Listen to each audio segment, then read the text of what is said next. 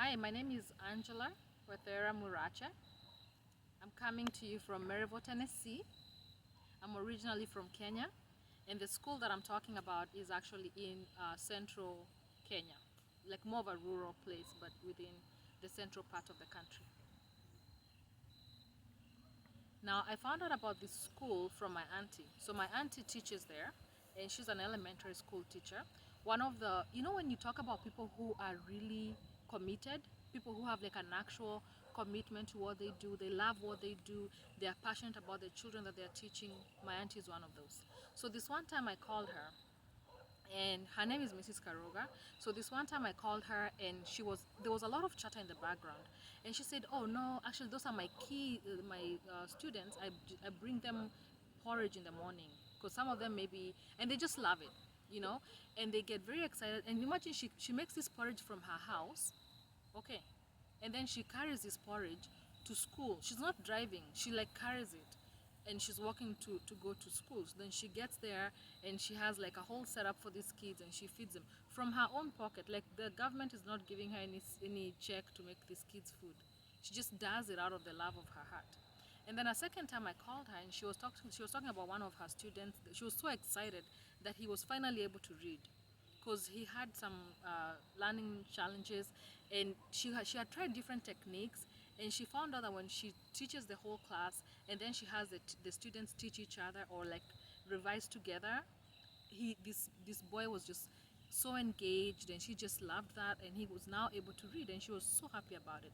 So in the whole conversation I asked her, could you send me some pictures of your class, because we always talk about the students but I've never seen them.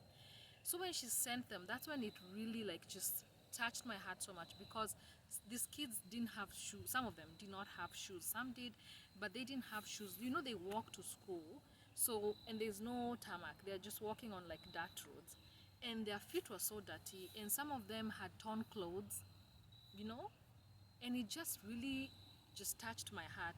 So my husband and I got together, and we sent some money to these children.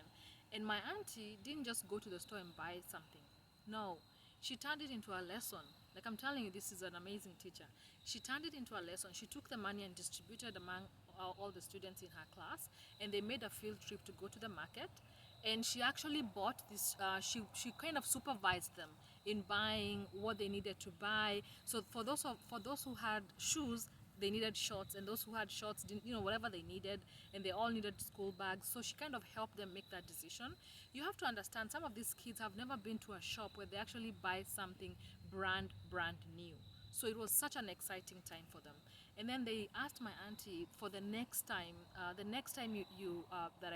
that I call, I should let them say hi and thank you.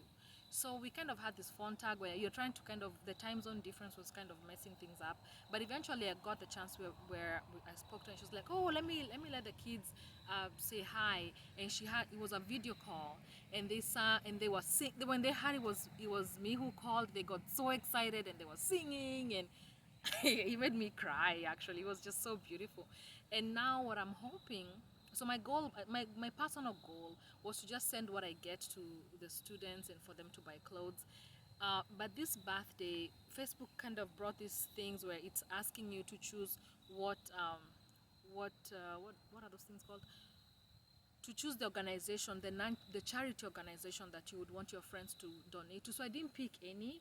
And then my friends this morning were like, oh, hey, happy birthday. Where should we send our donation, kind of thing? I'm like, oh, well, I don't have any. And then I started telling them what I'm doing about the school and the uniform. And they were like, oh, yeah, send us the link. I didn't have a link. So that's why I put together this GoFundMe. So there's a GoFundMe, and I've posted it on my Facebook. I'll send it out to my friends, and I'll also post this video and the video and the GoFundMe. Whatever you can raise. So it takes $50 to get a whole uniform for a child, like from the sweater, the shirt, the pants, the socks, and the shoes. It takes, I think, two dresses or two pairs of shorts, something like that. Takes $50. You don't have to contribute $50, whether it's $1, $5, $10, whatever you can get. That's good. If you can donate a 1 shilling, 120, 1,000 shillings, whatever you can get, we'll appreciate it. And this is just to put this in context for people who I'm not familiar with the Kenyan system. So in Kenya, primary education, grade 1 to middle school, like everything below high school is free. But it's not really free. It's free to the government, but to the parent, but it's really government subsidized. Uh, but then the parent has to pay some processing fees, some registration, some other fees there, along with uniform. So for a lot of these parents, if their child, if their education was not subsidized, their children wouldn't go to school.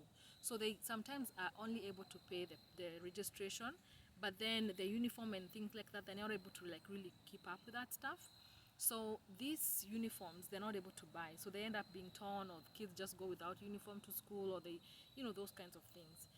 And I do understand that uniforms will not necessarily mean that the child will perform better, but but getting this child a uniform touches their life.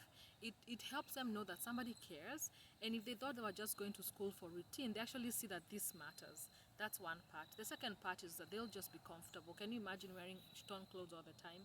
You know, so whatever you can contribute, it's going to touch someone's life, and not just that child's life, but even that family's life. So that's what I would say. And my message to the kids at the school and all the other schools, that somebody else might get inspired to buy a uniform for the children in their local area.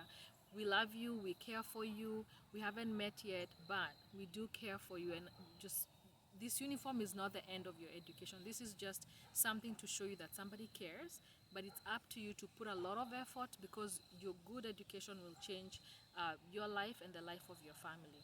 There's lots of great things waiting for you in the future.